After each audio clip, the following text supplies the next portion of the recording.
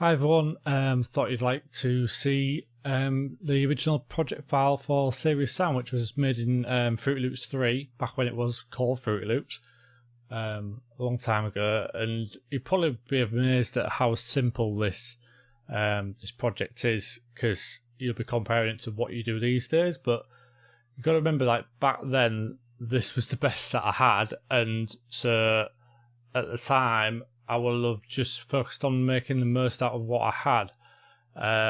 So I'll run through it quickly and just sort of mention anything that I think might be interesting. You know, there's a little bit of information about how I created the riff. I based it on a really well-known trance tune. It's actually in the project. It's on a different pattern. I just checked it a minute ago. And I thought, oh yeah, I wonder if my original pattern for where I copied it from is in the project as well, and it is. So we go to the playlist. This is so weird going back to Fruityloops 3. So this is the playlist that we had. So look at like the difference, like in how you had to construct it. So basically, these blocks just triggered your patterns. So if your patterns were longer than one bar, you just had to like count and then re-trigger it basically. It was a pain in some ways, but I guess, you know, you find ways around things, and yeah, so we'll play it.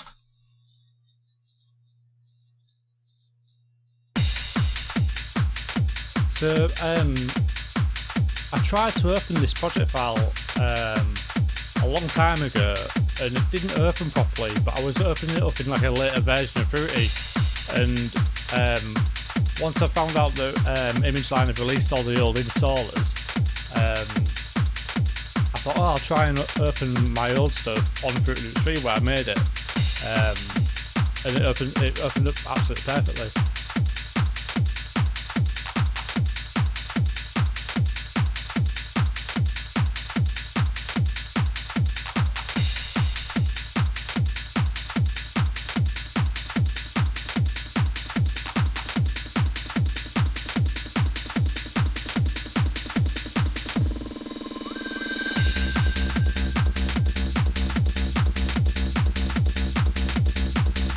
I'm not going to play the whole thing because you know what it sounds like, but so if we're going to bit of a deconstruction of it because it won't take long. So kick drum, I've got that's a sample from a record. I think it's from a Tracid Tracks tune, if I remember correctly, and that'll be some sort of German hard trance tune that I sampled and just laid them two together. Very simple. If we go to the mixer, this is ridiculous, this. The mixer doesn't even have faders on. So on the master I've got an EQ. Just brightening things up a little bit. And I think what I used to do is render it out and then use a wave lab to apply like the final limiting. Mainly because I didn't have like a VST limiter back then. It was like DirectX. Weird. But it was like nothing. Basically, what I used to do is, if something needed it, I'd put it on the mixer and put effects on. I wouldn't sort of, because these days you just put stuff on mixer, like on a mixer straight away, just in case you need to put stuff on it. But like because these didn't have faders, I used to just do all my levels through these volume knobs here. Yeah, and just put these on if I needed effects. So. What have we got on the next patterns? Simple open hi-hat. Closed hat. Clap. What's that snare? There's the rest of the percussion.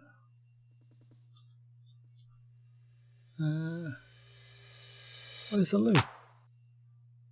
Oh, I'm confused now. I bet it's someone adapting it.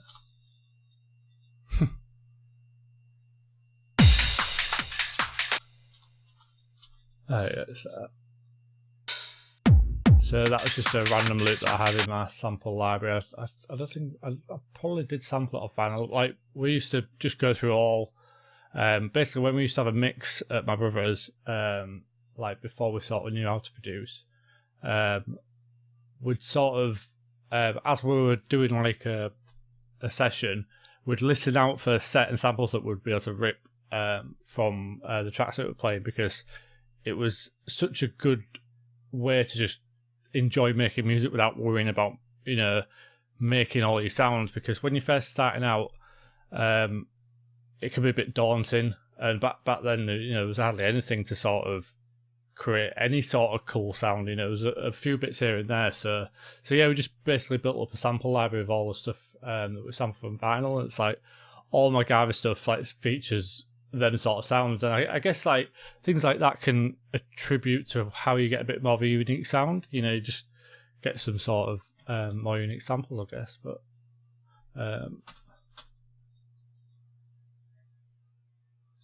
crash, so bass line. How have we done that?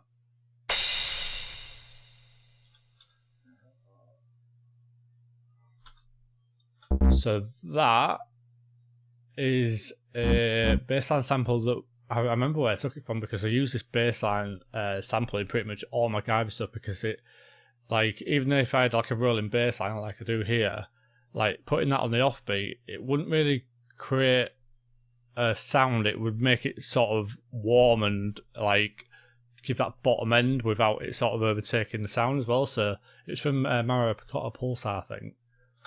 I mean, it's just a reverse bass sound, but like it was just something that was a bit of a, oh right, that works really well, and it didn't really, you can't really tell it's there, so like you probably wouldn't know that was in most of my old Guyver stuff, but if you took it out, you'd notice a difference.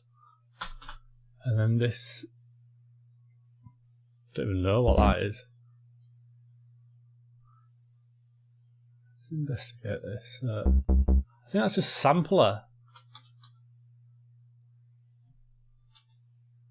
Yeah, it's just a sampler, which I have shaped with. There's the filters on there. See that's just a case of being limited to what you're using and finding a way to use it.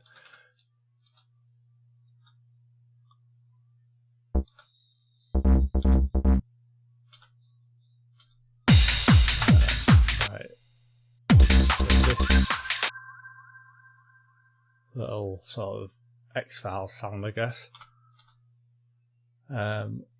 is using the now discontinued TS404, which is a shame because I think it's a really fun little plugin.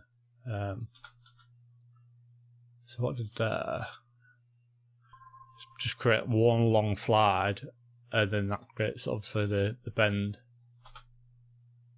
So if you take it off,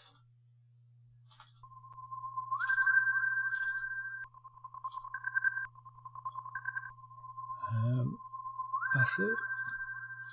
So it's not acid. This is like a trans acid, I guess. So I used this sort of preset on quite a lot of my early stuff. Like, it was one of the first really cool sounds I made on the TS404, and yeah, it sort of gave me that plinky plonky sort of sound, I guess. It's quite a simple sound, so it always overlaid quite nicely, you know, with everything else.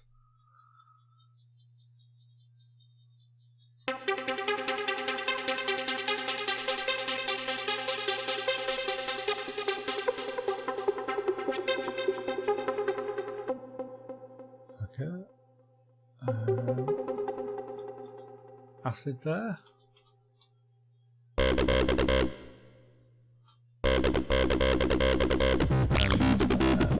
If you didn't use Fruityloops back then, basically you didn't have automation clips. You had a thing called main automation, which was basically like a pattern that you triggered at the beginning, and then all your automation had to go in there. So like if you had complicated automations, it'd just be a bit of a pain to sort of keep track of. So all that is in there is my automation for the main riff, I think. Yeah. And then obviously the acid as well.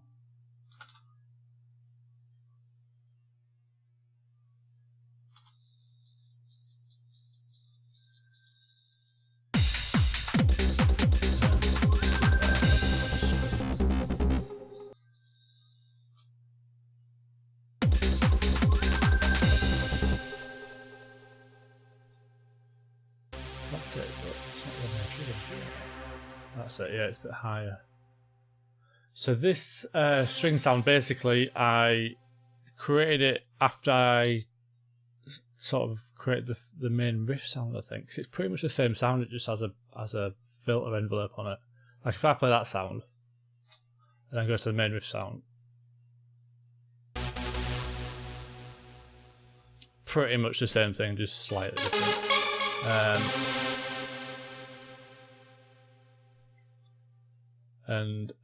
I'll go to the main riff sound now, because while I'm going to talk about this 3 oscillator synth, I'll explain sort of how I made the riff and how I got the sound and stuff. Because it's quite interesting, really, because considering that Series Sam was a bit of a breakthrough song for me, I guess I was quite lucky in the sense of what I found with regards to a Fruityloops project. So where's the main riff? There we go. So basically, I found a Fruityloops project. It might have even come with an old version of Fruity, where it was basically a cover of System F Out of the Blue. So basically, it was someone who just recreated all the parts with stock FL Studio plugins. And this was the riff sound, the riff sound, the 3 oscillator synth. So I basically just saved that as a preset. That's why it's called Blue 1. And then just a couple of effects on it. The flanger made a lot of difference. It was sort of like a chorus type effect. So that like, you know, like that's, it's a, like back then I remember like you could mess about with plugins and you can mess about with stuff, but you wouldn't always know what you were doing. Like, you know, experience sort of teaches that. So just to be able to stumble upon some, wow, that sounds mint, like save that and it's ready to use.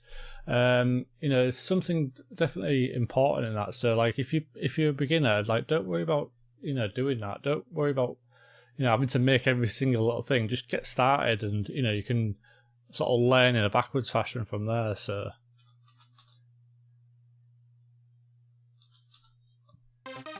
if we go back one pattern, that's the Out of the Blue riff. And I basically took that pattern. I want to create a new pattern now. Oh, I forgot how to do it on here. Alright, okay. So let's see if I can recreate it now.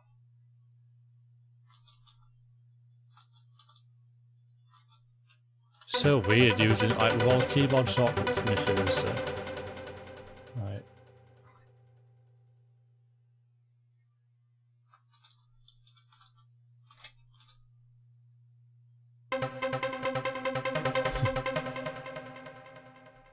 Right, so that goes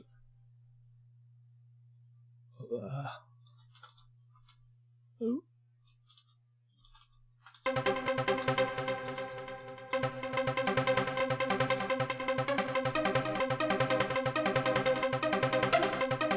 So there you go, like that was basically what I did.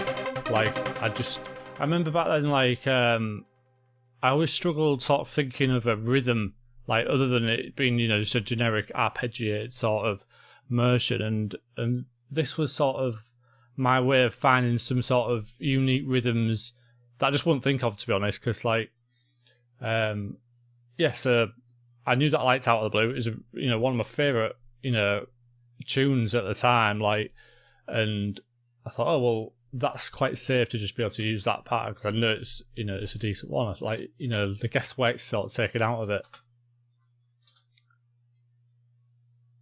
Yeah, so nice little bit of inside information for you there.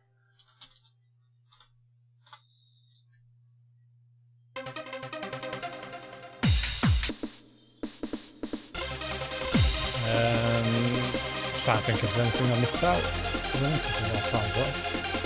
So this sound, which you might have heard in sort of a few of my tracks. So that sound, I think it's a Lab 4 stab, to be honest. Sounds like it. And then I just you know, use the filter.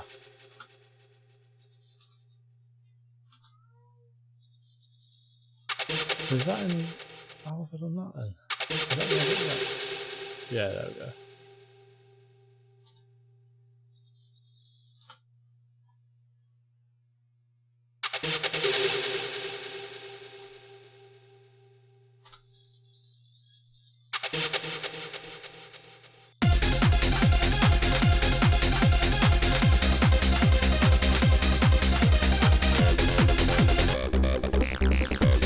So yeah, that was as simple as it needed to be to get my, you know, my first track on Tidy. You know, it's crazy really, like, but you know, it's different time, and you know, I think after this track, I sort of moved on to using Vaz. I don't think I had Vaz at the time, but like, so my tunes after this one that came out on Tidy, like Man on the Moon and Trapped, Vaz was sort of my main riff synth, and it was really a blessing because like I was able to get a lot more power and a lot more sort of character out of it. I mean, Serious Sound will always be sort of remembered by me as a very special track, but I couldn't have carried on making better tracks with this sort of setup.